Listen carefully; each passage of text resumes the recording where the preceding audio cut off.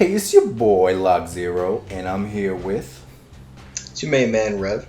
We're here to bring you the newest, the freshest, the greatest One Piece chapter, Yep, hot off the press. Hot off the press, exactly. I was kind of blanking on that phrase for a second. I was Mm-hmm. like, fresh off the pages. The pages. Pages aren't a thing anymore. The new ones and zeros have been Yes. released upon the interwebs, and we're here to deliver the news and how to translate them for you. Exactly. Exactly. All right. But yeah, man, we are here to talk about the newest chapter, and before we get into that, just want to say you want to show us some support, hit that like and subscribe button, por favor. And yeah, with that being said, let's get into it. All right, man. So we got One Piece chapter 10,000 or 10,000. Jesus Christ! Imagine. This story will never end. No, but chapter 1012. Itch. Itch. Yep. Itch. And Right. we got a cover art request from a reader request. Kid so focused on building a bird out of scrap metal, he doesn't realize his head got turned into a bird's nest by Atsuki. And yeah, I can't imagine the premises. He's so I mean, this is a crazy robot cyborg. Maybe he has built and created life, so that's why he's so distracted by not even noticing a bird. And with his cute little babies being fed a worm of us. That's not sanitary, kid. But anyways. Yeah, it's interesting though, because this kind of like expands the possibilities of what he's capable of. Because before it's like, I used to think a kid, like he just makes big metal clubs and smacks people with them. But like if he's an engineer, so he can like build things. So can this something like this just act on its own without his like direct instruction? You know what I mean? Like without. Do you think he's gonna be able to build a Gundam by the end of it? Yeah, he kind of reminds me of Bullet, honestly. I don't know if you watched the Stampede, but no, I'm planning on watching all the movies a little separately, all together in like a little marathon. But no, I have seen some clips of it, and I've seen him. He's pretty cool. Yeah, man. Cool cover art. Interesting cover art. I think it's dope. By Ichiro Oda, and translation, letter, and stuff. And all right, so let's jump right into that. And we have page 1.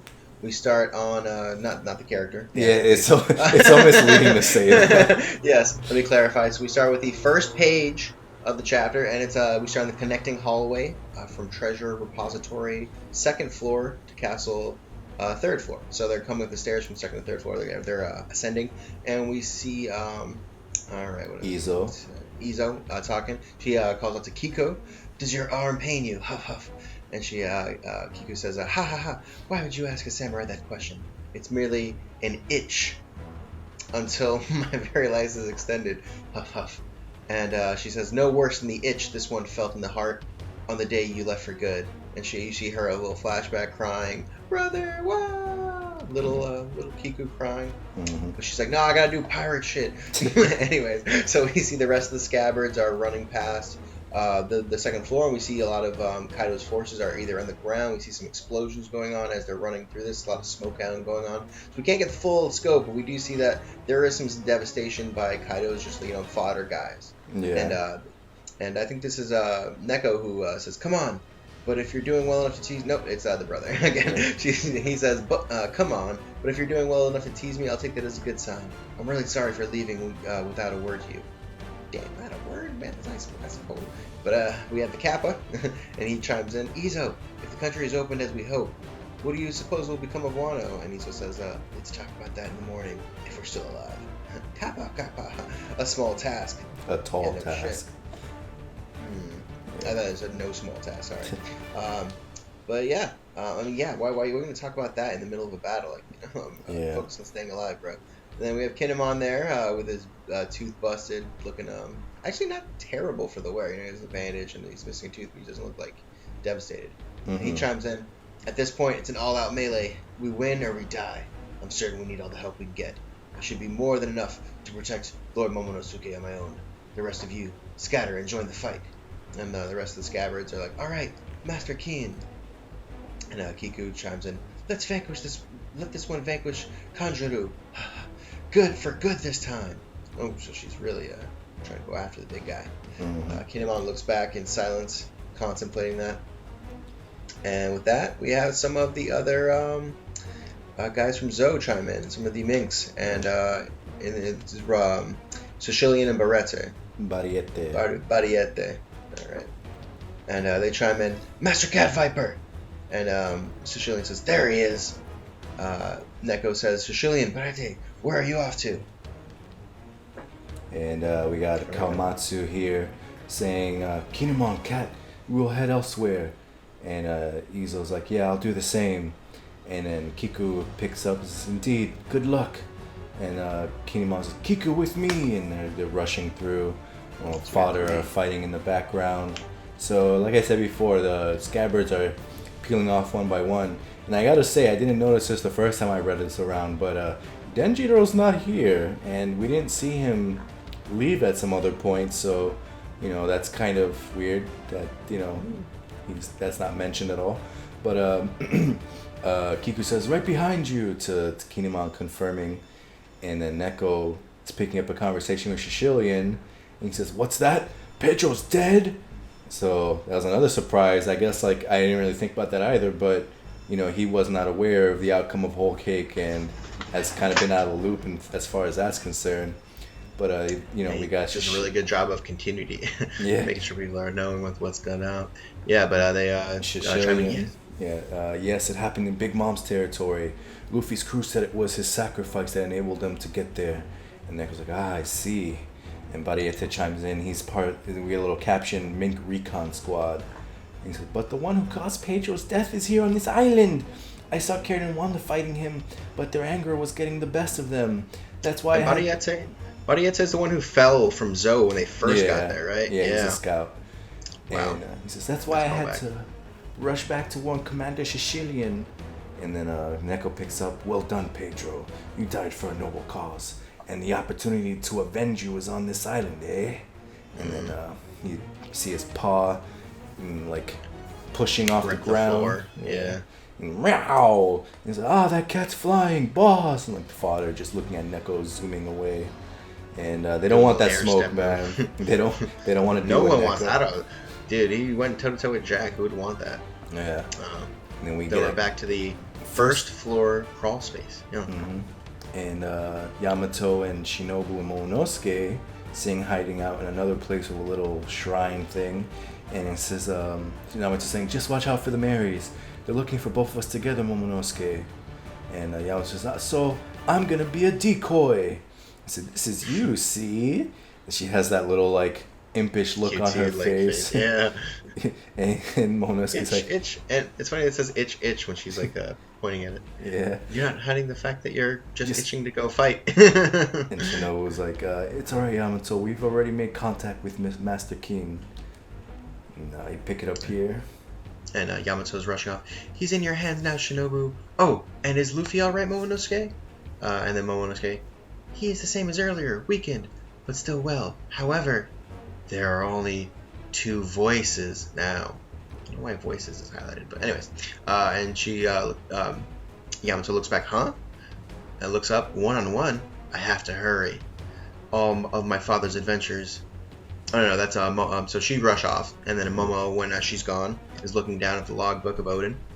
He says, all of my father's adventures. I've heard so many stories, but now, and then we see Shinobu in the background looking on, like trying not to peep, but like so interested in what Odin wrote. You know, these are his most personal thoughts. Yeah. And Momo's going through them. It's a cute moment.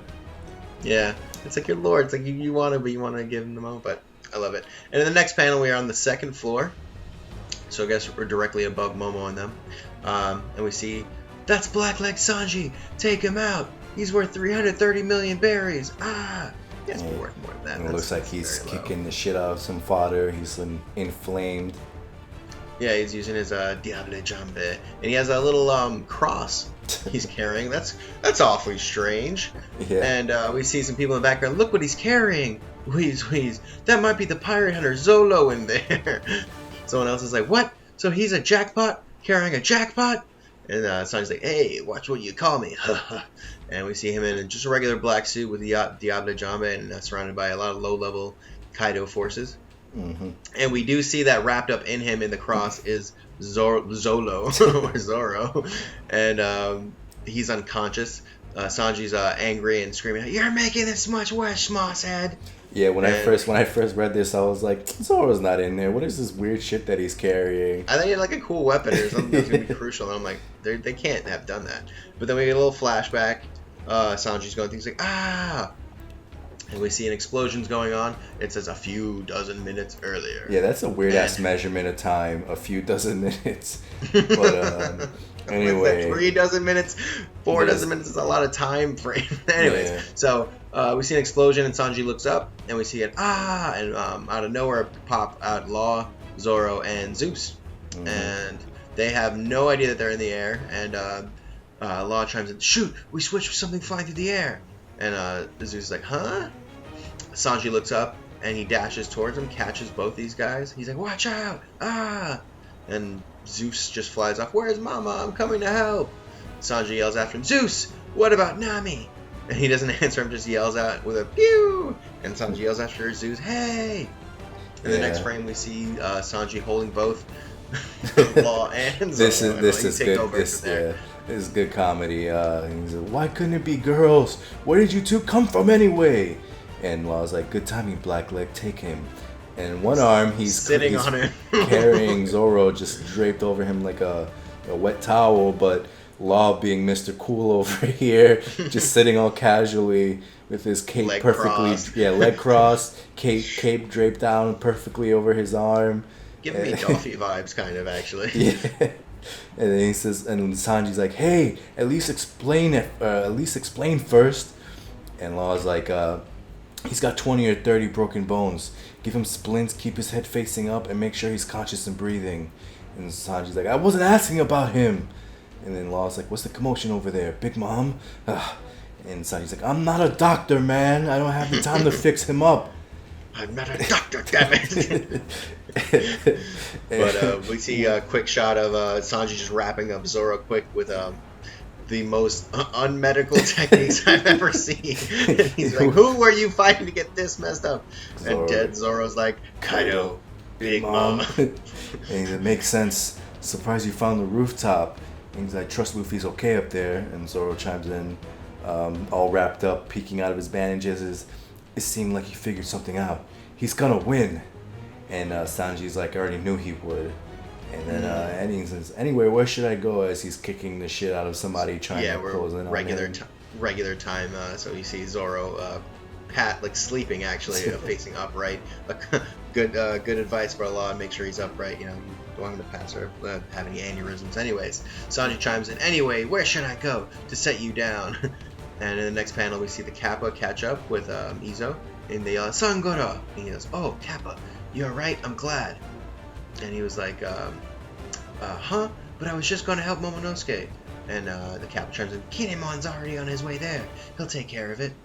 And Zoro chimes in, "If you want to help, go to the performance floor." And then he passes right back out. And so they're going to run, I guess, to the performance floor. We see the I think it's just 3 forces, right? Yeah. And I guess they just handled all the Kaido forces really quick. And then he yells out, "Don't give orders and then fall asleep." Kappa's like, "Let's go." Izo's saying, "We're losing valuable manpower left and right."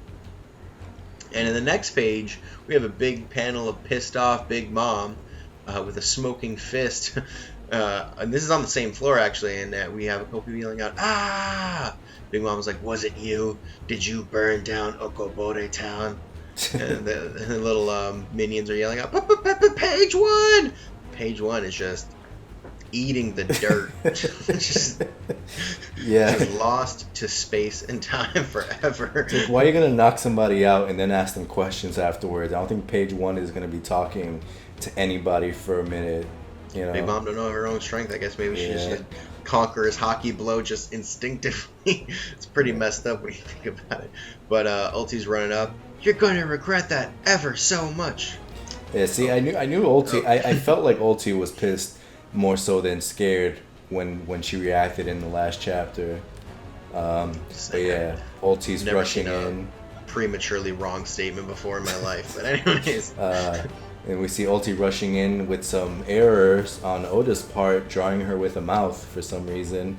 But yes, "Here she comes. How dare you hurt Pei Pei, Big Mom?" And Big Mom's like, "What?" And then Usopp's like, that's it. We can have Big Mom take her out too. And Nami's like, she's like a goddess all of a sudden. And she's like, Nami says, it's her, Olin. She's the one who did the thing that made you sad. Whatever. And then she's thinking to herself, whatever it was. And Big Mom with the scariest face ever, all blacked out. Pipe down, Straw Hats. You're next after I'm done with her. And they're like, ah! And they're freaking out, their tongues and eyes bulging out.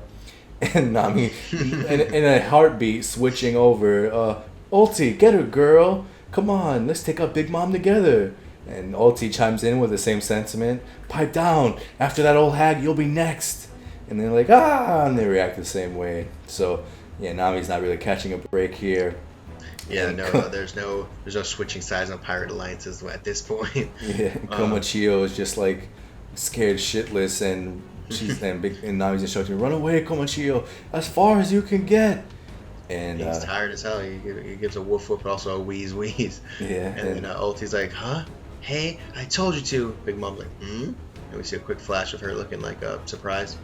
We see the hallway that they're in, like, Ulti just jumps from side to side to side with a quick Mega Man dash, and she jumps in at triangle Komachi. Jumping right now. And she jumps at Komachi, really catching up really quick. We see Usopp and Nami look surprised, and Usopp's crying. He's like, huh? And Nami's like, she vanished, and she smacks into the side of Komachi. Ulti motor, and this actually looks like a really devastating shot. Blood coming out of his face. The like the beast creature that was carrying them, and his eyes are gone white. It looks like he's been fully knocked out by this crazy fast shot. We see Usopp and Nami go flying off with Otama. With Otama as well, and they yell like "Yep!" that comes from Komachio. But anyways, going on the next page, Ulti stands up. The Komachio is fucked up in the background.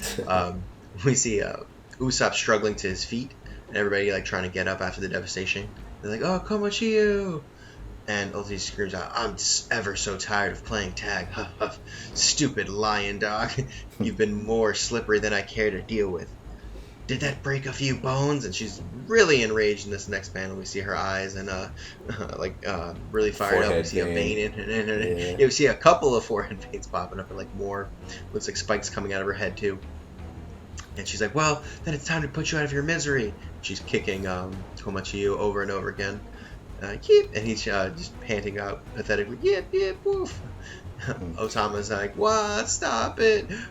Komachio's my friend. And she pimp slaps Otama. Shut up. What do the 5 fingers say to the face? Shut up. And we see blood come out of Otama. Oh, poor Otama. And Nami screams, Otama! And Big Mom is, with the death and rage fairy. She's like, Otama. And Nami is carrying Otama's lifeless body in the background, and Usopp chimes in. Nami, take Tama and run, we gotta go! And Big Mom's confronting Ulti now, saying, did I just see you hit my friend, little girl? And Ulti's like, so what? You just smashed my little brother! And before she finishes her statement, Nami chimes in and says, who said that you could hit Tama? And just smacks her with a lightning smash, completely like zapping the shit out of her. And Usopp is terrified, and he's like, what? Come on, Nami, let's get out of here. And Nami's like, no, I don't think I can do that. She hit a child. You hit the child button with Nami, shit's gonna get real. She says, I'm gonna stay here and crush her. And that wraps up the chapter with Nami looking very severe. Surprising moment, I have Nami look like the most badass at the end of the frame. But yeah, that's chapter 1012, and titled Itch. And we can get to the next part. Yeah. Okay. All right. So now we are in our review section. Gonna go over our notes and talk about the highlights, our personal highlights for the chapter. Yeah. I think I'd like to start off talking about the chapter name itself is a good place. Sometimes he's really creative with those and using them effectively in the chapter. This one is Itch, which he used twice in this one. The first one was no worse than the itch that Kiku felt when her older brother left Wano. And the second one was the itch that Yamato felt trying to rejoin the battle and fuck some people up. Yeah. So I think honestly that was kind of a weak usage in both of them. Like it was a little funny, but like I don't know, there may have been don't hurt a child. I think could have also gone another been another title for this. Where it's like I don't know, something that showed like Nami's rage or protection of Otama. Mm-hmm. So I didn't think this was a particularly effective use of title. I don't know how you felt about it. I can see your point. Maybe something like Eagerness would have been a better title for the chapter, because I think that's kind of what the itches indicated. There's just a lot of tension and anxiety and stuff going on. I'm trying to think like if there was more of a subtext to that particular word being used for this chapter. You know what I mean? Like, was it just foreshadowing or? Yeah, I guess if you're thinking of it that way, it's like everybody has an itch to get something done, and like everybody's kind of setting up their next stage of battle. I guess you can kind of say. Yeah. With Neko itching to fight Pedo Spedo probably. Yeah. Everybody kind of like itching to do what they want to do. I guess it's. Kind of. It wasn't crazy. Like you said, it could have been a better title choice, but it's whatever. One thing I want to talk about, Denjiro. He's not there. We didn't see him leave and split off from the Scabbards, as far as I recall, and no mention of him not being there. So, you gotta think what possibilities does he have in store? Like, he has a relationship with Sasaki. We've established already in the series. So, who knows? Maybe he's going there. I mean, he seems to be kind of like a behind the scenes. Sasaki is fighting Frankie, right? Yeah. Yeah. I think Frankie got that covered. Yeah, he probably does. He might, be a behind the scenes. He's always a behind the scenes guy. He's pulling the strings, and he's not so much. He's not. He's a follower, but he isn't. He is definitely following Kinemon's lead and stuff, but he's had his own plans and machinations going into play with everything. Like, he's been setting up and waiting for shit to go down. So. You think he has some sort of hidden secret agenda that like it's gonna fuck everything up, or really interfere with the Scabbard's plans? I don't think he'll be bad or do something intentionally hurtful to them, but who knows? I mean, he has a relationship with Hiyori, so he could have some kind of intention of something to do with her. Like, when the Scabbards were bandaged up and healed before, maybe that was Hiyori, and he's going to meet up with her to do something. Maybe they have their own agenda together to do something beneficial for everybody. So who knows? But it's we don't have enough information to really speculate too hard on what Denjiro is doing. But yeah, like I said before, I was pretty sure the Scabbards were gonna get pieced off, little by little. But it happened. It just happened in like one big fell swoop. Now, like, it's honestly, I'm so glad that happened. Actually, I felt like more, because if he had done it like chapter by chapter.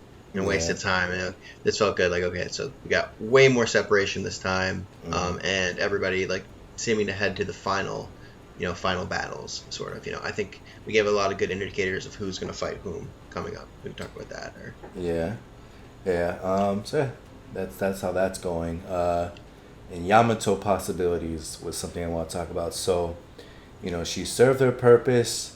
And with, as far as for guarding Momonosuke, and got him somewhere quote unquote safe for now, and she's gonna go off somewhere, which doesn't seem like a necessarily safe place to me. The crawl space that their shinobi also use, I'm sure, is not the best place, especially when Orochi has the head guy on his side. I'm sure they know about this space, so it's like, I don't know if this was the best choice necessarily. I mean, I get it's away from the battle. Give them a second to breathe easy, but could also be something that ends up flipping, on their head, and getting like Momo taken by the opposing forces. So something to think about. Yeah, I mean, she did point out to keep an eye out for Marys and stuff.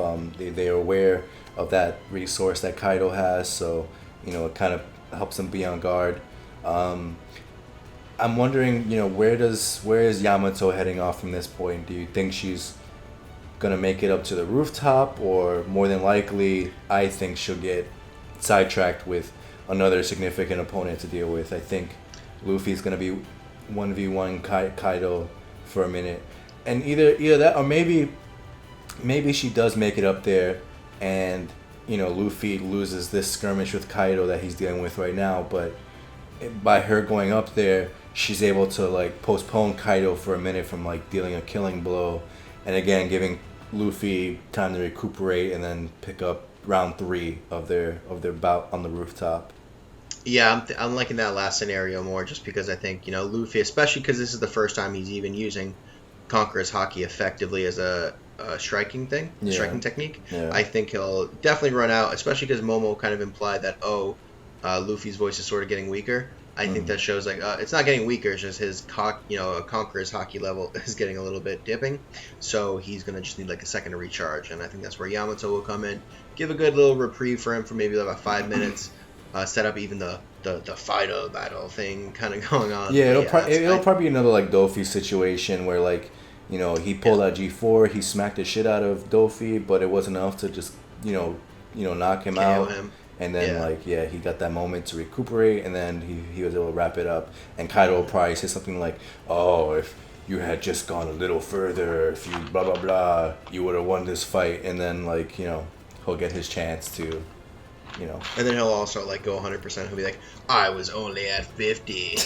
This is my real final form." Yeah, and I'm sure we'll probably see Yamato's devil fruit soon, whatever that happens to be. I'm thinking she's either also a dragon or a tiger. Like they have the yin yang thing, the tiger and the dragon. Like they always seem to be diametrically opposed to each other. I don't really know the background to that, but it's a common thing that I've seen with the yin yang and stuff like that. So do you think she has a devil fruit for sure? No, it's 100% sure. Cause when she was dealing with Sasaki before, when they had a little skirmish, and they did a close up of her mouth and she had like a fang there, and but then things broke up the fight and she jumped down and she threw that Thunder Bagua projectile at the number at Hacha, and then left. So she didn't. Well, I was thinking she could just gotten some biological thing because she's Kaido's kid. Yeah. Not necessarily. So let me take that back. I think it's highly likely she has a devil fruit, but it's not 100% confirmed, and she has some kind of power other than her base form. So, and given that everybody on Kaido's crew is a Zoan, I'm highly. It would follow. Yeah. It'd be weird if she was like a Logi out of nowhere. It's like, haha, I mean, you can't tell what I'm doing. She could be a mythical Zoan. We could have. What other mythical dinosaurs are there? I mean, it doesn't necessarily have to be a dinosaur. All dinosaurs are mythical, technically, if you think about it. Yeah.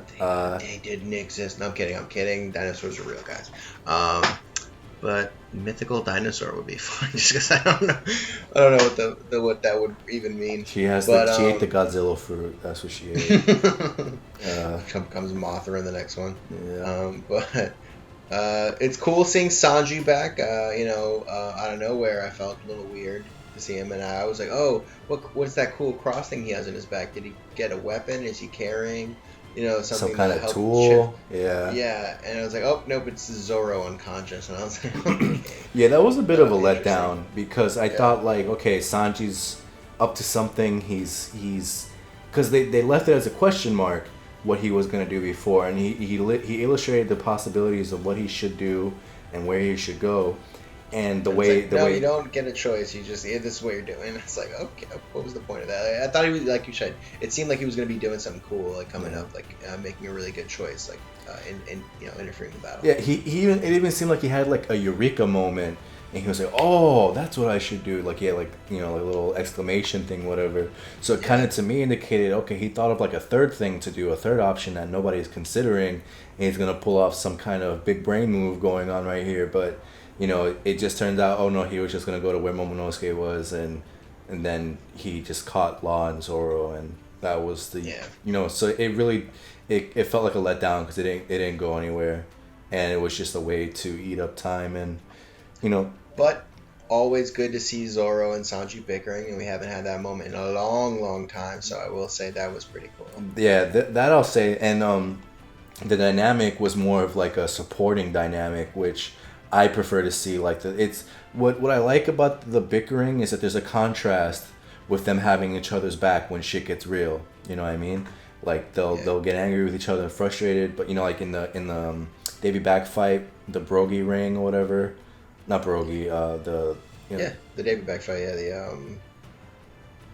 I know the second round. The ring, whatever the game was that they were playing, but either way, they got serious and we'll wrap this up in 2 minutes. So.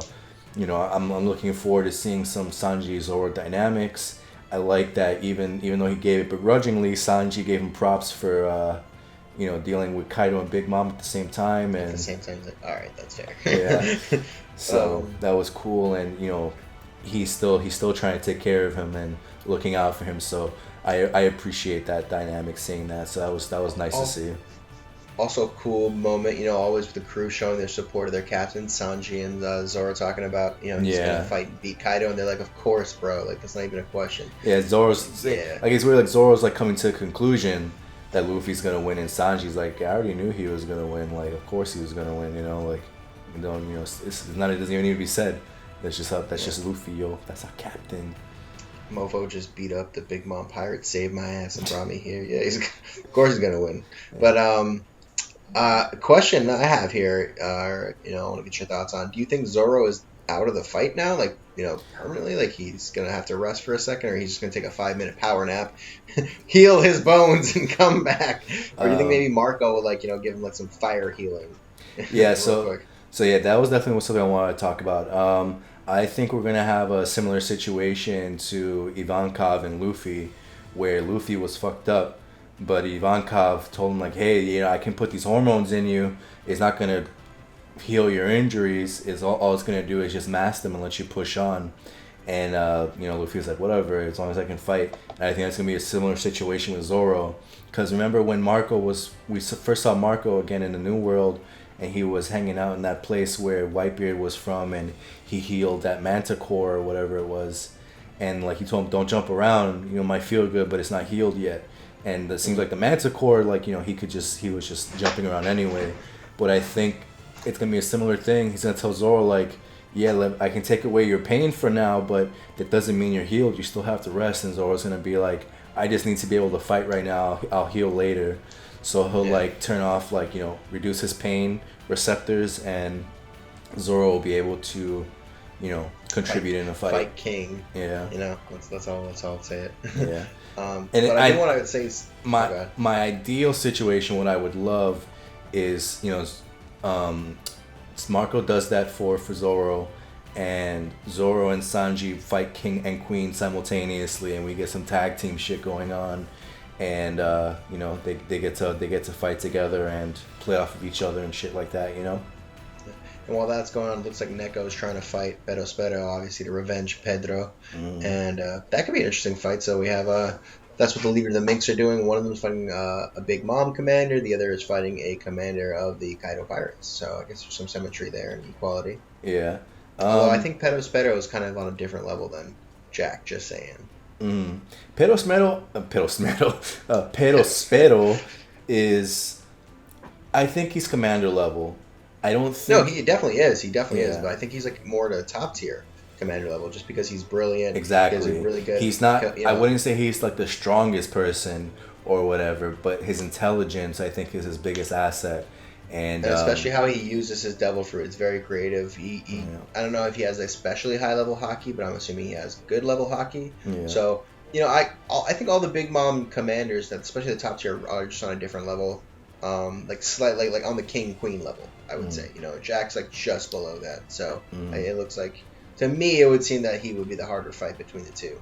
And then what else do we have as far as setup goes for the next fight? Well, I will say this: Pero Spero must be pissed because he's like, yo, this guy came into my territory, fucked up my shit, and then I didn't kill him. He blew himself up and took my arm in the process. Like, why are you mad at me for? Seriously, like, guys, get over it. He's dead. It's not my fault. Literally. Yeah. What do you want me to do? He made bad life choices. Yeah. But what do you think about Kiku versus Kanjuro? I will say gonna get slapped. I'm gonna say it early.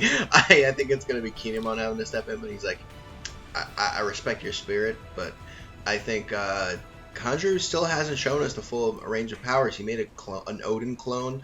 You tell me he can't make multiple ones like that coming up soon? I think he'll have a couple more tricks up his sleeve. I think she's not ready for that. She just wants to smoke. Yeah. Kinemon's gonna have to step in and finish him. Yeah, And show like the ultimate fire cutting technique. I think more than likely the situation will be like it'll be like a simultaneous defeat. Like Kanjiro's like Kanjiro recognizes he's reaching the end of his life, so he might do something to take himself out and Kiko in the process, and then we have another Scabbard who's out of commission. Well, if he tries to blow himself up again, couldn't Kinemon just cut the flame this time? He's more prepared. He could. I mean, assuming that Kinemon is the one who's dealing with Kanjiro, or that he's there fighting Kanjiro with Okiku, but we don't know. Because Kanjiro's final move might be to go after Momonosuke, because he's using his mind pretty brilliantly. He tried to pick off the Scabbards all at once. I could see him being like, all right, I kill Momo and battle over, and I have succeeded in my ultimate goal of messing with the Kazuki Oden like bloodline. So it's like and then it's just the sister left, but I mean she's gonna come back. He could do something like that. Like Momonosuke and Shinobu think they're safe, and then like he doesn't send a Mary, he sends like some kind of snake or something. Odin or something like that. Mess with them. I don't think we'll see that again just because it was used already. He's like, hey Momo, your daddy's back. Come give me a hug. I would think he'd send in like a snake or something that can explode like Sai did to Sasuke when he would. But think about how effective that is. This is Momo and Shinobu so far just by themselves, and we saw how effective that was on the Scabbards. I mean, this is his dad, and this trick is something that no one else has seen, by the way, just the Scabbards. Well, so the way you can definitely pull that out again. The way I'm seeing it is like they think they're safe and they're a little relaxed, and then something comes up. Like a little ink creature comes up and is going to kill Momonosuke, and then Shinobu, another Scabbard, gets taken out, sacrificing herself to protect Momonosuke. But I mean, who knows? We'll see when we see. This is something I want to talk about though, is Momonosuke in the journal. So I speculated two possibilities with this journal situation. One, he reads the journal and he reads something inspiring, about how Odin felt about him and the potential he saw in Momonosuke and how much he loved him, etc., and wanted him to be, he named like Momonosuke. I think means like shining one or something like that. Like he has, his name has a lot of value to it. So like, realizing how his father felt about him could maybe shore up his courage and give him a little bit of bravery where he's feeling like scared and lacking that. And then the other situation I was thinking is, maybe he learned something in the journal about his powers and stuff like that, because obviously he could command Zunisha. Maybe in reading in the journal he'll learn something that'll help him unlock more skills or attributes to his to whatever skills he has latent inside of him, and that will then allow him to be in further command of his abilities, and maybe be the moment where he pulls up the clouds and prevents Onigashima from crashing into Wano or something.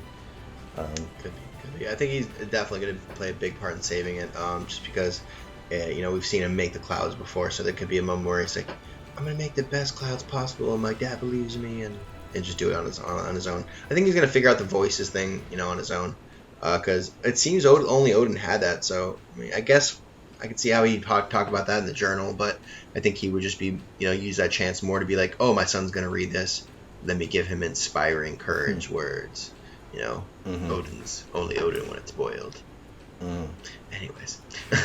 But we have Zeus running off. I think it was interesting to note that they were all on the same floor. I think he notes that, Big Mom and, Sanji and Zoro, when we saw them. So Zeus flying off, I think he's about to rejoin that battle in the next chapter or two. Yeah, and I'm almost 100% sure he's gonna be linking back up with Nami. And then I think we're gonna get the full introduction to the new Thunder, girl that Hera that Big Mom made. Yeah, exactly. I think the setup is gonna be Zeus shows up, he's gonna want to be back with Big Mom. Or he's like, here, Mom, I'm here to help you, protect you, whatever. And I'm like, fuck you, I got a new homie, Hera, and she's way better. And then he's gonna feel rejected, and Nami will then take him from that point. Yeah. Seems like that would be the ideal moment to reveal Hera and her design and everything. I'm wondering what the hell Law's gonna do, because he's freed up to go and Looks deal like he's with about to stuff. join Kid. Looks like it's gonna be a tag team, Kid and Kid and Law versus Law Big Mom. versus Big Mom. Yeah, I mean They're gonna keep trolling her. I mean, their powers kind of make sense. Law can teleport them around. Kid will be able to contain her electricity. It looks like he's the only one really can do that, and maybe even tag up with Nami and Usopp. Possibly, maybe it's like the 4 of them versus Big Mom, and that's a big moment for this because she wants to mess those guys up, right off the bat too. Yeah. And I could see where it's like Nami gets Zeus to get to take care of the of Hera. Law will take care of what's his name, Napoleon, and you could have Kid take on the Prometheus, or some sort of combination of the other. Yeah, I would think. And then Usopp takes out Big Mom. Yeah, got Usopp. But yeah, maybe that'll probably be that'll be something like his moment. Like it'll look like the Big Mom's gonna wrap things up or something, and then he does something to, tip the battle in their favor, and then he'll get a crazy high bounty because of it, because he'll get all the credit or some shit. But yeah, Big Mom is a big force that needs to be dealt with. So Law and Usopp ends up with the second highest bounty on the Straw Hat crew, and the Straw has the lowest by the end. Yeah, hilarious. Because it was funny. They mentioned that Sanji was a $330 million man. That's what Luffy got after punching after the NS Lobby arc, actually, right? Where he becomes $300 million man. I think his value should be a lot. I think his value should be a lot higher than that. I think he's like on the $600 million or $700 million level at this point. His value definitely needs to increase to show the respect to the value. But maybe it'll be when he's black suit Sanji. We'll get a cool little photo of him as the Vince Smoke Sanji. Black leg or black suit. But yeah, last thing I want to say. Ulti is done. She pissed off Nami and Big Mom, and between the two of them, I don't see her. This is where Ulti shows where she's really made it. She takes out a Yonko. Nowhere. Really gets leveled up. No. Big Mom's like, you want to be a meteor? Go back into space, bitch. Just launch her into the stratosphere. Ulti's just gone. She does the Kuma move. Do you want to go on vacation? She goes flying for miles. Yeah. But yeah, Ulti got some balls, I will say. Yeah. Yeah, I mean these guys are Toby Roppo, like they're significant people. Yeah, and Yonko. I mean, Queen gave some respect to Big Mom when he saw her. He approached her with fear. She's like, nah, bro, I'm Toby Roppo. We go hard. I'll take you out any day. I don't care who you are. You could be a Yonko. You could be an admiral. You could be anybody. I'll kill you. Yeah, the way I look at the Toby Roppo are like they're like their own like brand of supernova. You know what I mean? And they're like potential Luffys. They could have been potential Pirate Kings in the right circumstances and the right like resolutions and stuff like that. You know what I mean? Like they all had potential to be significant. Just below commander level, right? Like because I wouldn't even say they're commander level. I said just below or commander level potential, because like Kaido threw out that thing like you can challenge King one of the commanders if you want, if you go and find my son. So like they're definitely like either on the cusp or there. They just need the right like circumstances to prove themselves to be officially labeled commander level. So I guess if Nami beats a commander level or almost commander level, we can say that these guys are all commander level, right? Like I think Frankie is getting there. I think definitely for sure Zoro and Sanji and Jinbei are on that level. Yeah. Robin is going to fight a Toby Roppo, a high-level Toby Roppo, and Black Maria. Frankie fighting Sasaki. Who else? Chopper is going to be on that level just because he pimp-slapped Queen, and that was a really cool moment for me. Usopp is the weak one right now. Mm-hmm. But let's see if he can pull out some hockey and jump up in the rankings. Yeah, we shall see. But yeah, I think those are all the notes that I wanted to discuss. Anything else on your mind? Just that I'm glad that they managed to get the Scabbards moving a little quicker. I thought he was going to kind of drag on that and be like set up one fight at a time, one-on-one. So a lot of good movement, I guess, in this chapter. But I think that this chapter was what it was. It's all very setup-y. You Yeah, know? very setup-y and lots of good comedy. I take this more of Yeah. a comedy chapter than anything. Yeah, that was a cool spot with Zoro and Sanji. Nami trying to get on both Ulti and Big Mom's side, and neither of them working, Yeah, showing like her fickle nature. yeah, and Yamato with the Momonosuke The, doll, yeah, and the itch Shinobu moment. peeking through her eye, or peeking through her hand, looking at the journal over Momonosuke's shoulder. Yeah, lots of good comedy stuff. Oh, Law landing on Sanji's shoulder. Give me Yeah, Luffy vibes. Oh yeah. man, good stuff. Good stuff. Hmm. Yeah. So now we can go into chapter grade. You go first this time.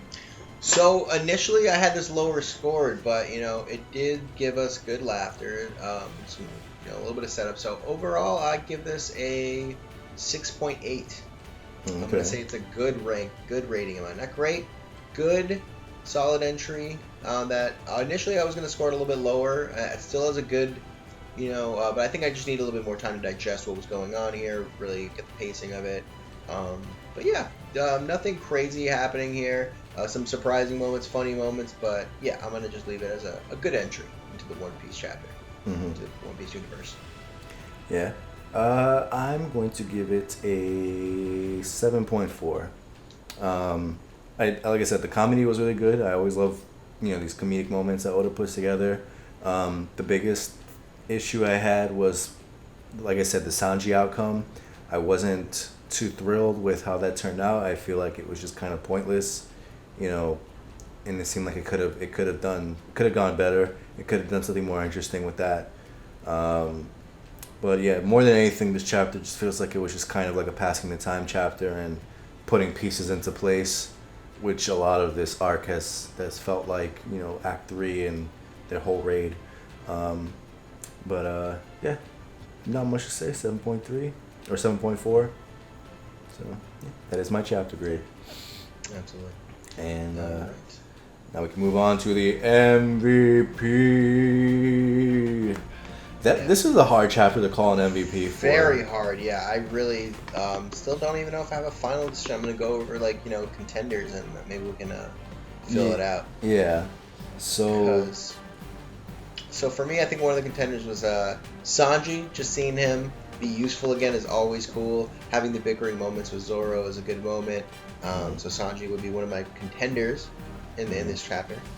And obviously, you can't ignore Big Mom.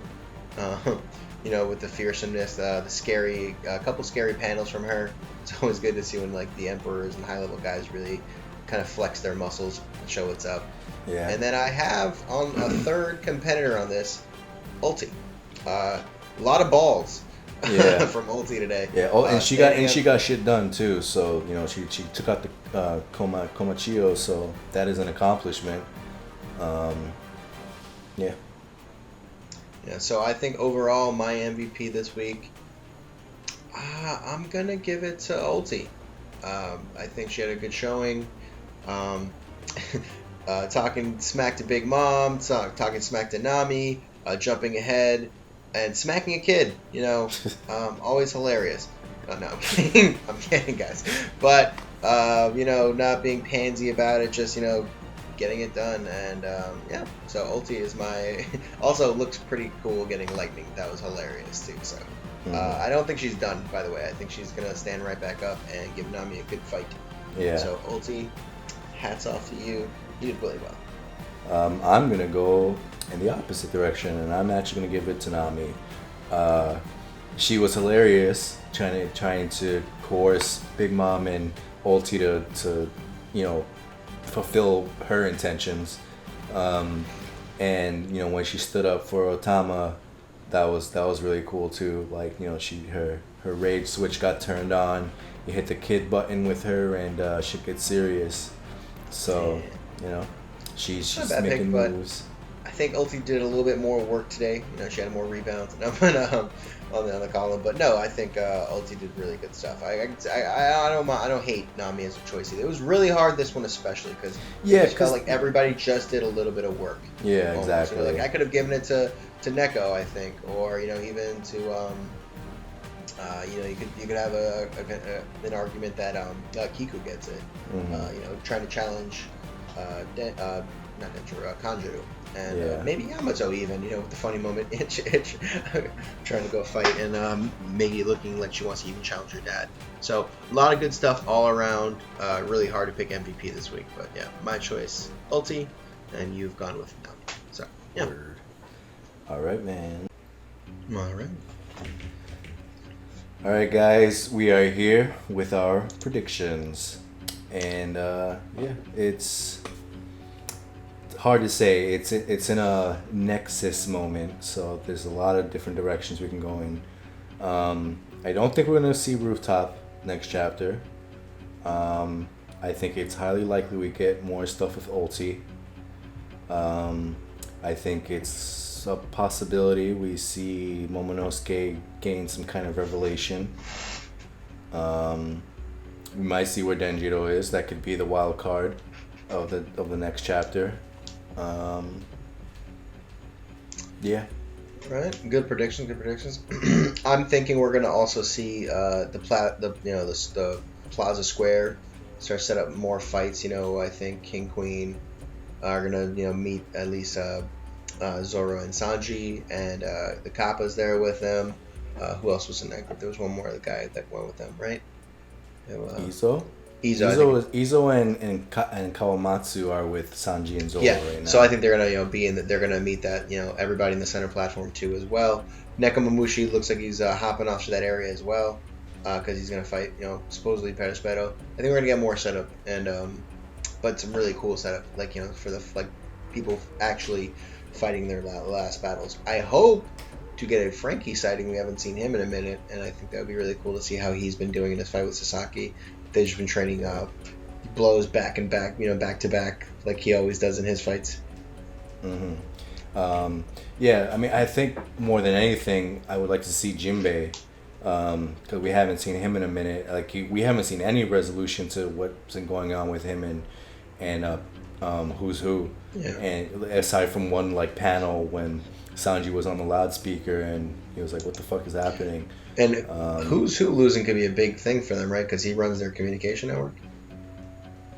I want to say yes. I mean, it's not 100% confirmed, but the Marys, he has their logo, right?